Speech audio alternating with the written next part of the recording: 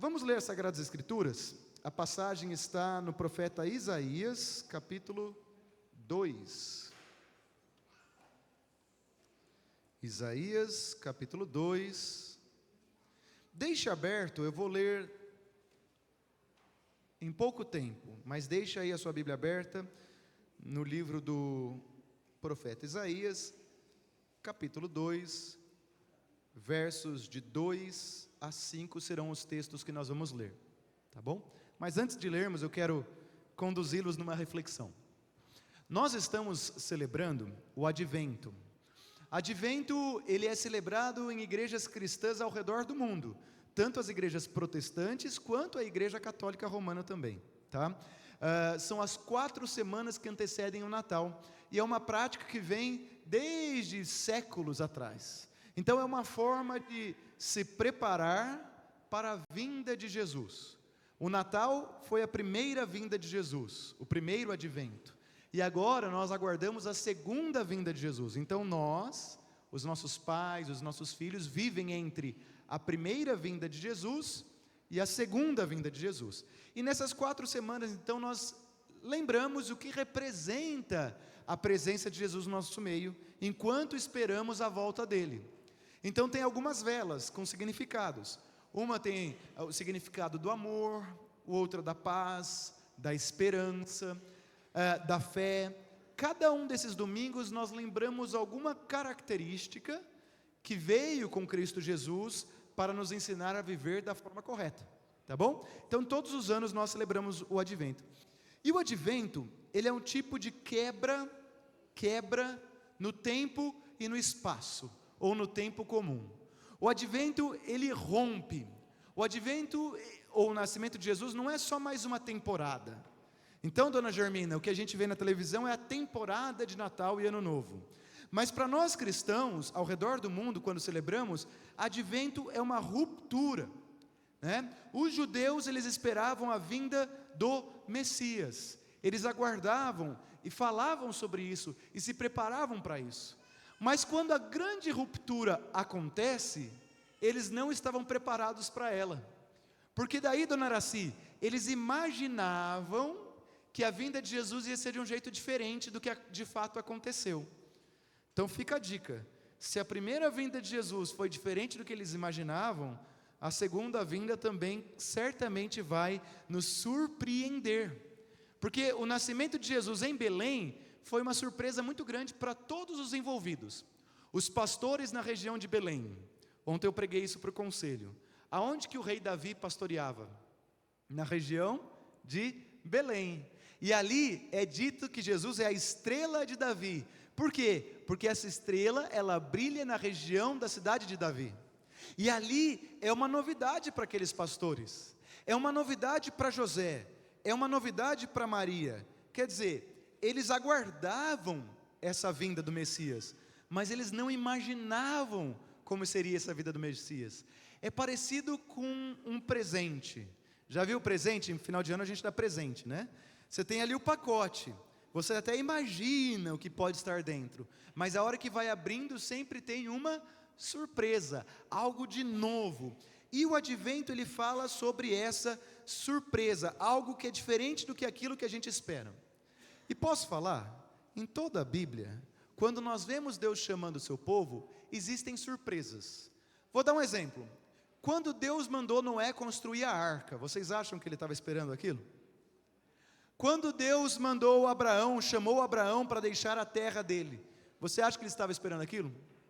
Quando Deus tem uma promessa para José do Egito, de que na visão dele ele seria um sol, né, e estariam os irmãos ao redor, ele imaginaria, Gesualdo, que ele seria preso, ficaria preso 2 anos. Parece-me que o Advento contradiz as expectativas primárias que a gente tem. Parece-me que o mover de Deus na nossa vida é distinto daquilo que muitas vezes nós imaginamos. Deus, ele transforma a realidade e ele surpreende a realidade. A novidade do Natal foi surpreendente. Foi surpreendente para as pessoas simples da Galileia. Pessoas que tinham doenças, que tinham demônios, que estavam indiferentes. Foi surpreendente para os poderosos, que tão desesperadamente queriam manter-se nas suas posições. Cada um de nós tem uma expectativa para 2025 do que vai ser o ano, do que vai ser, Joãozinho, 2025. Terça-feira o irmão João estava aqui e ele falou: Paulo, eu quero agradecer, porque 2024 foi incrível, não foi isso? E a oração dele foi de gratidão, e ele falou que 2025 seria tão incrível quanto. Eu quero dizer, irmão Joãozinho, que vai ser certamente surpreendente, porque Deus é um Deus que nos surpreende. E eu quero falar a surpresa que existe para a história, agora sim o texto bíblico, para a cidade de Jerusalém. Porque a salvação, a vinda do Messias, impacta a cidade de Jerusalém. Vamos ler? O texto então consta no livro do profeta Isaías, capítulo 2, versos de 2 a 5. Diz assim: nos últimos dias, o monte do templo do Senhor será estabelecido no alto dos montes e se elevará sobre as colinas, e para ele afluirão todas as nações. Vamos parar aqui. Então, está se criando uma expectativa. A expectativa de que nos últimos dias, o monte do templo do Senhor, que é de Jerusalém, será estabelecido no alto dos montes e se elevará, e para ele afluirão todas as nações. Existe uma expectativa. Curioso, parênteses, essa expectativa de todas as nações afluírem até Jerusalém é parecida com o Egito na época das vacas magras. Quem não é cristão, vou dizer, teve uma época no Egito em que Deus iluminou a José e ele falou: olha, terão 7 anos de vacas gordas e 7 anos de vacas magras. No período das vacas magras, as nações foram para onde? Para o Egito, buscar o quê? Salvação. Só que teve um custo. Jerusalém está lendo, vamos continuar. Muitos povos virão e dirão: venham, subamos ao monte do Senhor e ao templo do Deus de Jacó, para que nos ensine os seus caminhos e andemos nas suas veredas. Porque de Sião sairá a lei e a palavra do Senhor de Jerusalém. O evangelista João chama Jesus do quê? Do verbo, a palavra. De Sião sairá a palavra. Vamos continuar. Ele julgará entre as nações, ele quem? Jesus. E corrigirá muitos povos. Eu posso dizer que o Brasil é corrigido pela palavra de Deus quando nós somos corrigidos? Posso, não posso? Estes transformarão as suas espadas em lâminas de arado e as suas lanças em foices. Nação não levantará espada contra nação, nem aprenderão mais a guerra. Venham, ó casa de Jacó, e andemos na luz do Senhor. Então, na época do profeta Isaías, vem comigo, Jerusalém era um problema. Na época do profeta Isaías, Jerusalém era um problema que parecia não ter fim. A cidade de Jerusalém era uma cidade de orgulho nacional, eles tinham orgulho de quem eles eram, uma cidade da autossuficiência e de uma religião egoísta. Desde a fundação de Jerusalém, a cidade foi destruída 2 vezes, sitiada 23 vezes, atacada 52 vezes e capturada ou recapturada 44 vezes. Jerusalém foi disputada e passou a viver em estado de alerta constante. Jerusalém já ficou sob o domínio da Babilônia, o domínio egípcio, o domínio romano, helênico. Jerusalém era um centro de caos constante. A história conta, Osmar, que o rei Davi estabeleceu Jerusalém como a capital do seu reino. O primeiro templo de Jerusalém foi construído pelo rei Salomão, filho de Davi. O segundo templo foi construído no retorno do exílio da Babilônia. E o que sobrou desses 2 templos é a muralha ocidental, a qual nós chamamos de Muro das Lamentações, que é onde existem grandes migrações para ver ali o que sobrou desse templo ou dos templos maravilhosos que ali um dia existiram. Jerusalém era considerada a joia do povo de Deus. Ela foi sonhada por Deus. É dito, e nós lemos no Êxodo, tem capítulos e capítulos e capítulos, em que Deus conta como era para construir o templo de Jerusalém. Deus sonhou, no mínimo detalhe, como seria a casa ou o templo dele em Jerusalém. Deus é como se fosse Jerusalém construída a 4 mãos, pela humanidade, o povo, e o próprio Deus. Jerusalém é fruto do sonho do Senhor, e a medida do templo, ela é toda anotada nos escritos de Moisés. Mas a cidade, ela se perdeu. E o profeta Isaías, Ivani, ele vai dizer, no capítulo 5, versos de 1 a 7, capítulo 5, versos de 1 a 7, como que essa cidade maravilhosa se perdeu. Preste atenção. O meu amado, ele conta uma história, para contar a história de Jerusalém. O meu amado teve uma vinha numa colina fértil. Ele cavou a terra, tirou as pedras e plantou as melhores mudas de videira. No meio da vinha, ele construiu uma torre e fez também um lagar. Ele esperava que desse uvas boas, mas deu uvas bravas. E agora, ó moradores de Jerusalém e homens de Judá, peço que julguem entre mim e a minha vinha. Que mais se podia fazer à minha vinha que eu não lhe tenha feito? Agora lhes darei a conhecer o que pretendo fazer. Vou tirar a cerca que está ao redor, para que a vinha sirva de pasto. Derrubarei o seu muro, para que ela seja pisoteada. Farei dela um lugar abandonado. Não será podada, nem cavada, mas crescerão nela espinheiros e ervas daninhas. Também darei ordem às nuvens, para que não derramem chuva sobre ela. Porque a vinha do Senhor dos Exércitos é a casa de Israel, e os homens de Judá são a planta preferida do Senhor. Este esperava retidão, mas eis aí opressão. Esperava a justiça, mas eis aí clamor por causa da injustiça. Na época de Isaías, Jerusalém era um lugar de corrupção. O templo de Jerusalém, Bruna, ele não tinha só finalidade religiosa. O templo de Jerusalém, eu não sei se os irmãos e as irmãs sabiam disso, Sebastião, mas ele também tinha uma finalidade econômica. As pessoas depositavam dinheiro em vez de no banco, no templo. E os sacerdotes desviavam a sua função de sacerdotes para conectar Deus com o povo, para ficar cuidando do dinheiro das pessoas, para ficar fazendo render esse dinheiro e distribuir esse dinheiro. Além disso, o templo virou um lugar de um antro político. Então, nos corredores do templo, tinham-se discussões de corredores da aristocracia judaica. Então, o templo ele foi se corrompendo completamente. E aí os sacerdotes, que eram chamados para cuidar da espiritualidade do povo de Deus, pedir o perdão a Deus pelo pecado do povo, começou a se perder. E o Isaías começa a olhar para isso, só que o Isaías foi tocado por Deus, e ele começa, Reinaldo, a sentir a ira santa. Ele fica revoltado com o que ele vê, ele fica profundamente revoltado, a ponto que, olha o que ele diz, no capítulo 1, versos 21 a 26, como se fez prostituta a cidade fiel, ela que estava cheia de justiça, nela habitava a retidão, mas agora só restaram assassinos.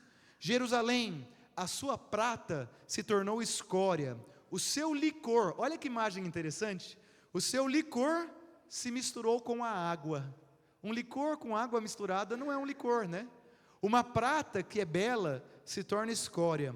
Olha isso, os seus príncipes são rebeldes e companheiros de ladrão.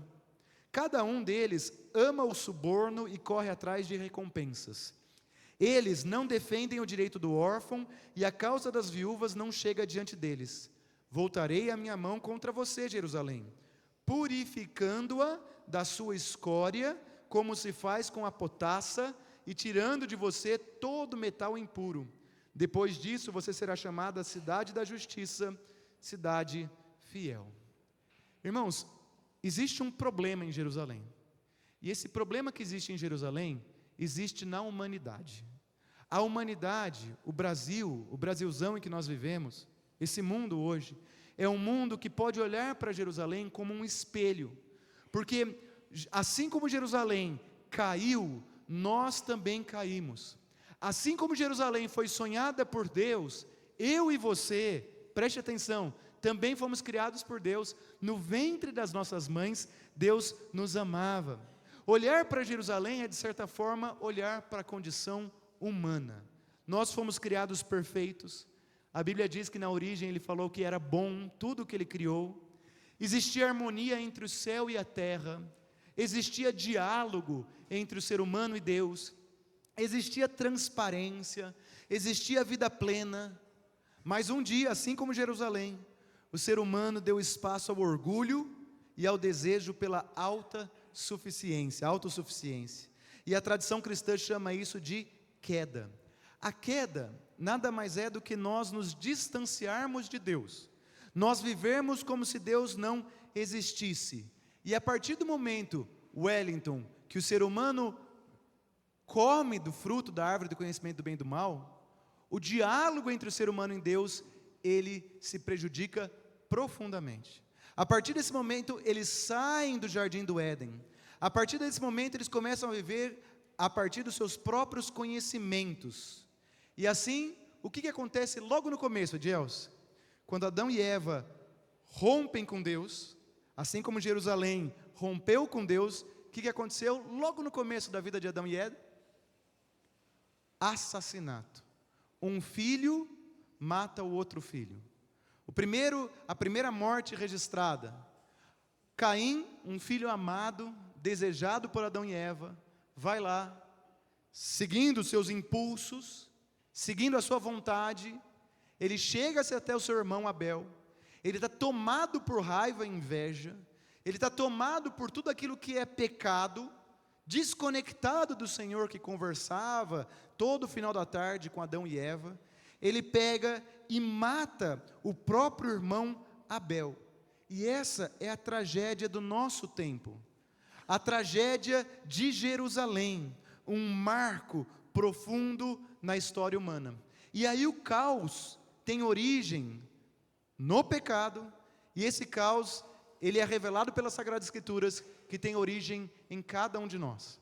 Então a vida humana sem Deus é uma vida caída, ou uma vida perdida, e essa é a história de Adão e Eva, e é a história de Jerusalém, é a história da presença do mal no mundo. Aí quando a gente olha para Curitiba tem histórias de assassinato? Temos roubo em Curitiba? Existe corrupção? Existe violência verbal? Existe violência contra a mulher? Existe abusos contra crianças? Existem crianças que neste momento não estão tendo o básico, e quando eu digo básico é recursos afetivos, recursos financeiros, recursos materiais. Existem crianças hoje que com menos de 10 anos estão sendo abusadas em todo sentido. Existe. E aí o brilho da cidade às vezes tenta nos levar a crer que não existe essas mazelas na sociedade, que não existe. Às vezes nós, como classe média talvez, nos desconectamos da realidade do mal que está inserido nesse mundo, e aí nos apaixonamos pelas luzes da cidade.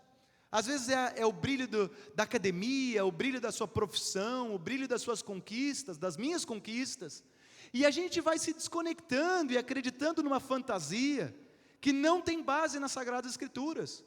Porque a consequência de Adão e Eva terem rompido com Deus, e de Jerusalém ter rompido com Deus, é terrível.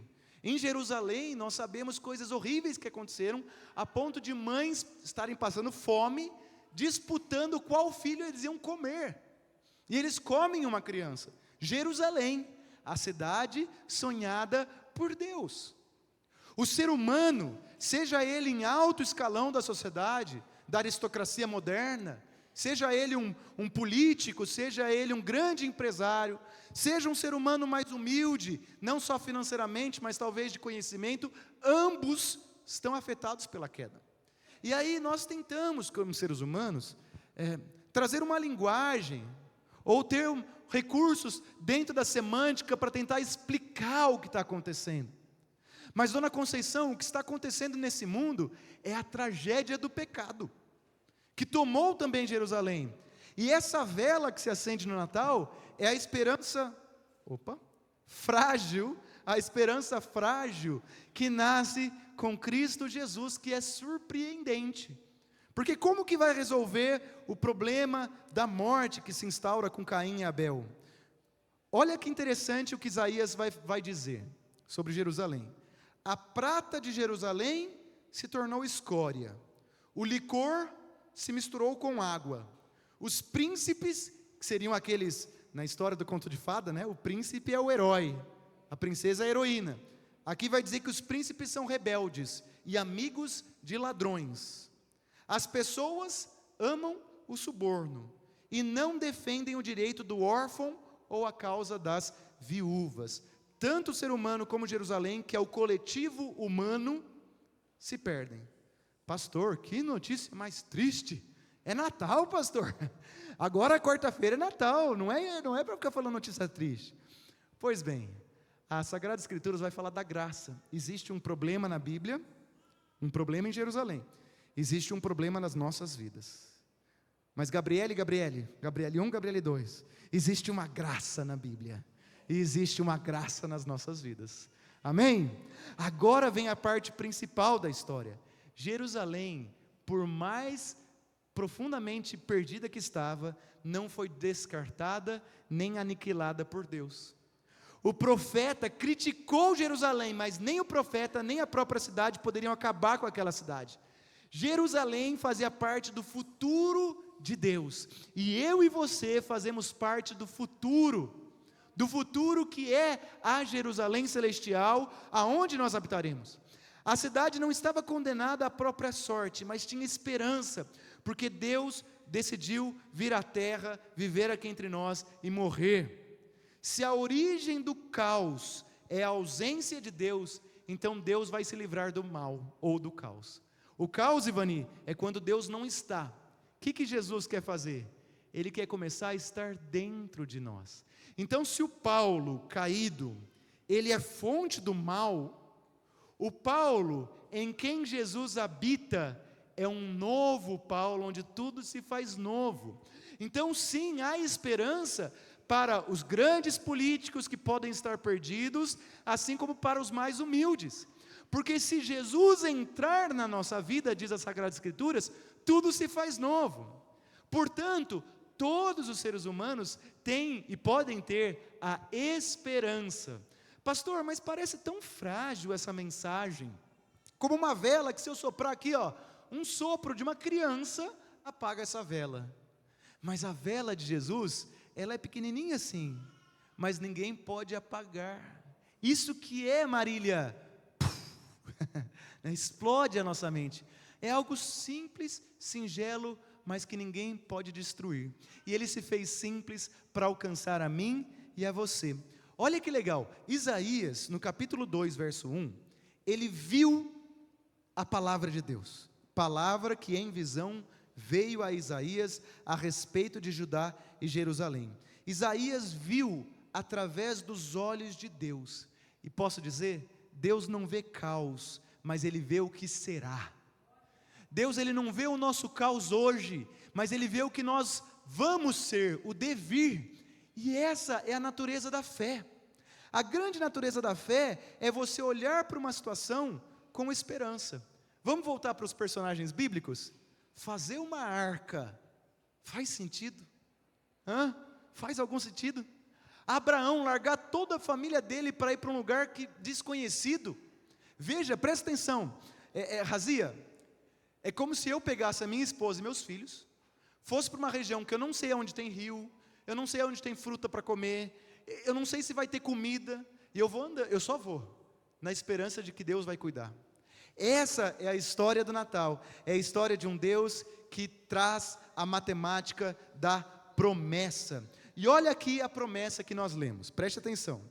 Nos últimos dias, olha o que Deus diz: o monte do templo do Senhor será estabelecido no alto dos montes, para ele afluirão todas as nações.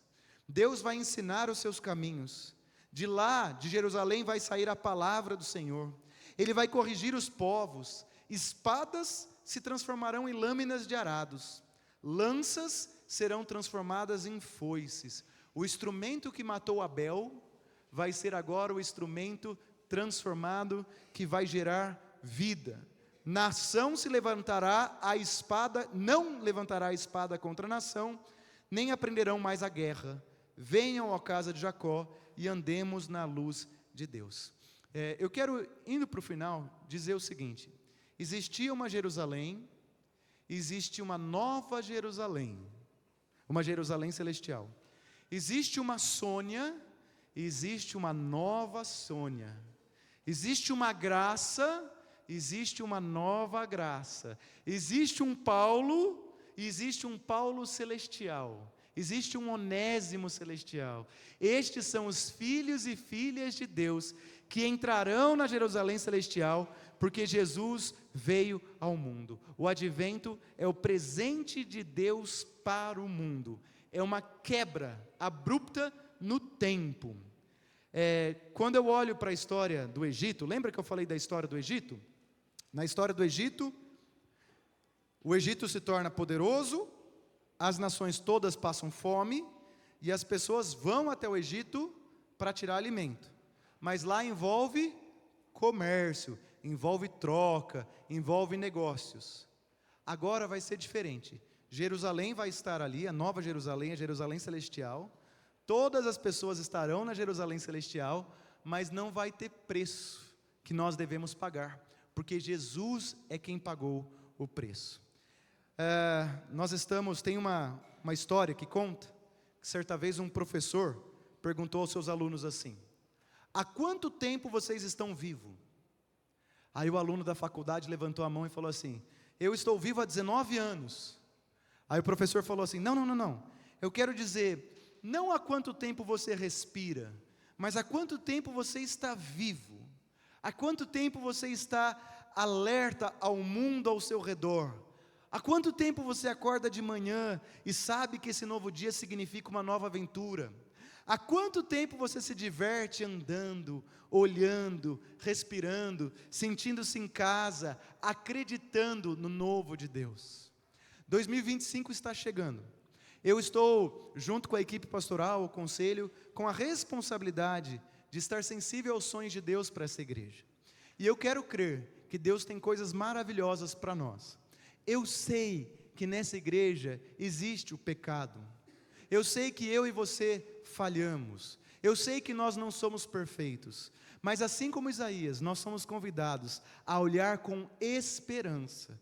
Então, quando você olha para a sua relação conjugal, quando você olha para a sua relação com os seus filhos, quando você olha para uma relação que foi rompida por uma crise, por um desentendimento, quando você olha para as suas finanças, quando eu e você olhamos para a igreja, nós somos convidados, à luz das Sagradas Escrituras, a olhar com esperança. Sim, 2025 é um ano que tudo pode se fazer novo.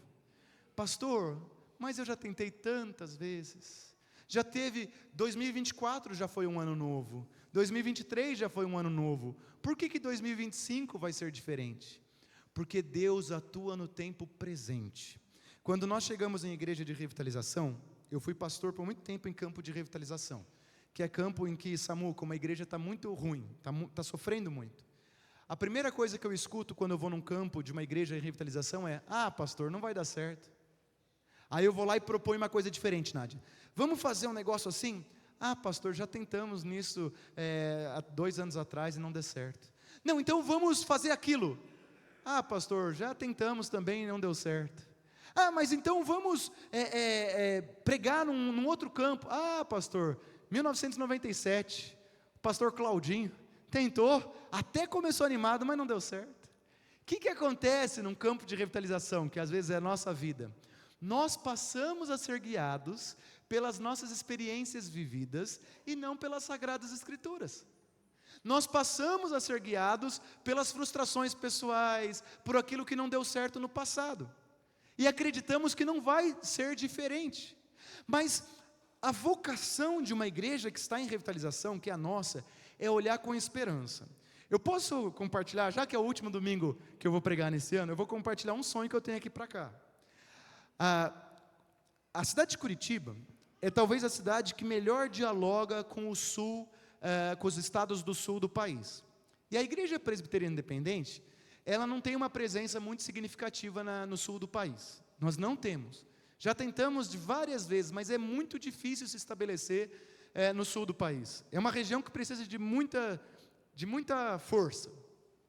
Aí, se eu olhar para as estatísticas da IPI do Brasil hoje, às vezes é desanimador, porque elas não estão muito boas, tá bom? Assim como Jerusalém não estava muito bem. Mas sabe qual é o meu sonho, Nádia? Eu olho para essa igreja, não parece um farol, um luzeiro isso aqui? Eu não sei se você já percebeu, parece um farol, né? Um luzeiro. O que o farol faz? Ele ilumina, para esclarecer. Eu acredito que essa igreja aqui, em nome de Jesus, ela vai ser um instrumento de Deus para plantar novas igrejas no sul. Não tem fundamento humano, mas eu creio que se nós nos fortalecermos aqui, se nós acreditarmos na mensagem no Natal, na fragilidade do bebê da manjedoura, na fragilidade de José do Egito preso, na fragilidade de Abraão no meio de uma terra sem ninguém, se nós acreditarmos verdadeiramente na palavra de Deus, pela fé, tocados pelo Espírito, nós podemos sonhar. É claro que você pode dizer de várias experiências do passado e tentativas do passado, é claro, e você tem razão e tem uma lógica naquilo que nós estamos pensando. Tem, e nós não devemos ser imprudentes. Porém, nós fomos chamados para ver beleza naquilo onde aparentemente não há. Nós somos chamados a olhar e falar, é possível sim. Eu sonho com uma igreja que vai começar e vai ser possível plantar igrejas, vai ser possível abençoar igrejas no sul do país. Sabe para quê? Para que pessoas saibam que a esperança nasce numa vela frágil e pequena. Porque se a esperança, que é o Criador do universo, nasceu num bebezinho, então eu tenho esperança. Então não há situação que Deus não possa reverter. E agora, eu não quero falar da igreja de Curitiba, mas eu quero falar da sua vida. A sua vida, os seus sonhos, os seus projetos, se eles forem os sonhos de Deus, então eles se realizam na sua totalidade. Porque a palavra de Deus diz no Evangelho de João, por mais de 3 vezes, que se eu estiver no Pai, e o Pai em mim, né, em Cristo Jesus, eu posso pedir o que for, que Ele fará, Bernardo. Portanto, quando nós estamos em Cristo Jesus, não há impossíveis para Deus. Satanás, a cultura, vai constantemente tentar, e quando eu digo a cultura ela é bela, tá bom? Tem muita beleza na cultura, mas existe também às vezes o que eu estou chamando do marketing, do comércio, que vai querer nos desviar do olhar da graça de Deus. Então para 2025, o meu sonho é que você sonhe com a sua célula. Sabe, aqui, para quem não sabe, a gente tem grupos pequenos que se reúnem, né, Thelma? Sonhe com a sua célula, sonhe os sonhos de Deus, acredite que Deus pode fazer diferente. Sonhe também nos seus ministérios, ministério infantil, ministério de comunicação, temos o Osmar ali que trabalha com comunicação. Sonhe com uma igreja fortalecida financeiramente, que pode abençoar vidas. Hoje nós nós temos em torno aí de R$6.000 que a igreja investe em famílias desamparadas através da diaconia. Vamos sonhar com mais apoios ainda, né? Sonhe com crianças podendo aprender de Deus, tendo experiências espirituais, tendo os dons espirituais. Sonhe em adolescentes e jovens. É um sonho que eu tenho, um dia ter um ministério de louvor de adolescentes e jovens. Já pensou que coisa mais linda? Ver as nossas crianças tocando teclado, tocando violão. E por que isso é possível? Porque Jesus de Nazaré está aqui. Sonhe os sonhos de Deus para a tua vida. Você que sonha em casar, né? Sonho em casar, mas eu não tenho recursos. Sonho os sonhos de Deus. Eu sonho em fazer uma faculdade, mas não sei nem por onde começar. Sonho os sonhos de Deus, porque o Senhor pode todas as coisas. Que 2025 não seja um ano nem tomado pelo desespero, apesar das crises que estão aí fora, o dólar que está que nem uma gangorra, os medos. Não tenha medo, mas também não tenha sonhos mesquinhos, parecido com Jerusalém, né? O príncipe que é amigo do ladrão. Olha que história, o príncipe que é amigo do ladrão, né? O licor que é misturado com água. Olha que história, né? Ou aquela história que Isaías fala, uma videira tão linda para dar uvas boas, dando uvas bravas. Então não se perca em 2025 em nome de Jesus. Sonhe os sonhos de Deus, porque aí sim o Senhor vai se estabelecer. Amém?